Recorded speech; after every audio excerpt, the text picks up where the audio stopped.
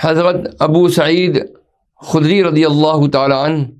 اور حضرت جابر رضی اللہ تعالی عنہ فرماتے ہیں کہ رسول اللہ صلی اللہ تعالی علیہ وسلم نے ارشاد فرمایا کہ غیبت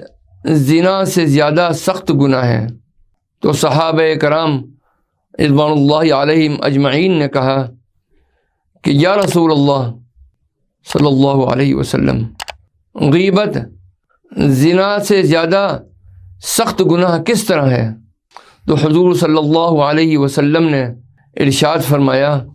کہ آدمی زنا کرتا ہے پھر توبہ کر لیتا ہے تو اللہ تعالیٰ اس کی توبہ قبول فرما کر اس کو بخش دیتا ہے، لیکن غیبت کرنے والوں کو خداوند تعالیٰ اس وقت تک نہیں بخشے گا جب تک وہ شخص نہ معاف کر دے جس کی اس نے غیبت کی ہے۔ غیبت کیا ہے؟ کسی کو غائبانہ طور پر برا کہنا یا پیٹھ پیچھے اس کا کوئی عیب بیان کرنا، یہی غیبت ہے۔ چنانچہ مشکوٰۃ شریف میں ایک حدیث ہے کہ خود حضور اکرم صلی اللہ تعالی علیہ وسلم نے صحابہ سے فرمایا کہ کیا تم لوگ جانتے ہو کہ غیبت کیا چیز ہے؟ صحابہ نے عرض کیا کہ اللہ عز و جل اور اس کے رسول زیادہ جاننے والے ہیں۔ حضور نبی کریم صلی اللہ تعالی علیہ وسلم نے فرمایا، تمہارا اپنے دینی بھائی کی ان باتوں کو بیان کرنا جن کو وہ ناپسند سمجھتا ہے، یہی غیبت ہے۔ صحابہ نے عرض کیا کہ یہ بتائیے کہ اگر میرے دینی بھائی میں واقعی وہ باتیں موجود ہوں تو کیا ان باتوں کو کہنا بھی غیبت ہوگی؟ تو حضور نبی کریم صلی اللہ تعالی علیہ وسلم نے ارشاد فرمایا کہ اگر اس کے اندر وہ باتیں موجود ہوں گی جبھی تو تم اس کی غیبت کرنے والے کہلاؤ گے، اور اگر اس میں وہ باتیں نہ ہوں جب تو تم اس پر بہتان لگانے والے ہو جاؤ گے، جو کہ ایک دوسرا کبیرہ گناہ ہے۔ اور اگر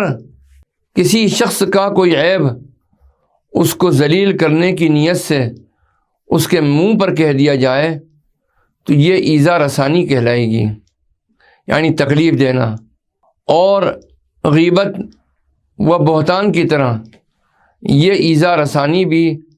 گناہ کبیرہ ہے۔ ہاں، اگر اصلاح کی نیت سے کسی کا کوئی عیب اس کے سامنے نصیحت کرتے ہوئے بیان کیا جائے تو یہ نہ غیبت ہے، نہ بہتان، نہ ایذا رسانی، بلکہ یہ امر بالمعروف اور نہی عن المنکر، یعنی نیکیوں کا حکم دینا اور برائیوں سے روکنا ہے، اور بہت ہی بڑے ثواب کا کام ہے۔ واللہ تعالی اعلم۔ اب کن کن لوگوں کی غیبت جائز ہے، اس کے بارے میں حضرت علامہ ابو زکریا محی الدین ابن شرف نووی رحمۃ اللہ علیہ، جنہوں نے 676 ہجری میں وفات پائی، انہوں نے مسلم شریف کی شرح میں تحریر فرمایا ہے کہ شرعی اغراض و مقاصد کے لیے کسی کی غیبت کرنا جائز اور مباح ہے، اور اس کی 6 صورتیں ہیں۔ اول یہ کہ مظلوم کا حاکم کے سامنے کسی ظالم کے ظالمانہ عیوب کو بیان کرنا تاکہ اس کی داد رسی ہو سکے۔ دوسرے یہ کہ کسی شخص کو برائی سے روکنے کے لیے کسی صاحب اقتدار کے سامنے اس کی برائیوں کا ذکر کرنا تاکہ وہ صاحب اقتدار اپنے رعب سے اس کو برائیوں سے روک دیں۔ سوم یہ کہ مفتی کے سامنے فتویٰ طلب کرنے کے لیے کسی کے عیب کو پیش کرنا۔ چہارم یہ کہ مسلمانوں کو شر و فساد اور نقصان سے بچانے کے لیے کسی کے عیوب کو بیان کر دینا، مثلاً جھوٹے راویوں، جھوٹے گواہوں، بد مذہب مصنفوں اور واعظوں کے جھوٹ اور بد مذہبی کو لوگوں سے بیان کر دینا تاکہ لوگ گمراہی کے نقصان سے محفوظ رہیں، یا شادی کے بیان کے بارے میں مشورہ کرنے والے سے فریق ثانی کے عیوب کو بتا دینا، یا خریدار کو نقصان سے بچانے کے لیے سامان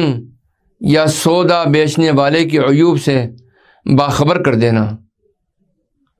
پنجم یہ ہے کہ جو شخص علی الاعلان فسق و فجور اور بدعات و معصیات کا مرتکب ہو، اس کے عیوب کو بیان کرنا۔ اور ششم یہ کہ کسی شخص کی شناخت اور پہچان کرانے کے لیے اس کے کسی مشہور عیب کو اس کے نام کے ساتھ ذکر کر دینا،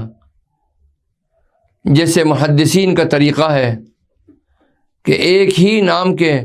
چند راویوں میں امتیاز اور ان کی شناخت کے لیے اعرج یعنی لنگڑا، اعمی یعنی اندھا، طویل یعنی لمبا وغیرہ عیوب کو ان کے ناموں کے ساتھ ذکر کر دیتے ہیں، جس کا مقصد ہرگز نہ توہین و تنقیص ہے، نہ ایذا رسانی ہے، بلکہ صرف راویوں کی شناخت اور ان کے تعارف کے لیے ایسا کیا جاتا ہے۔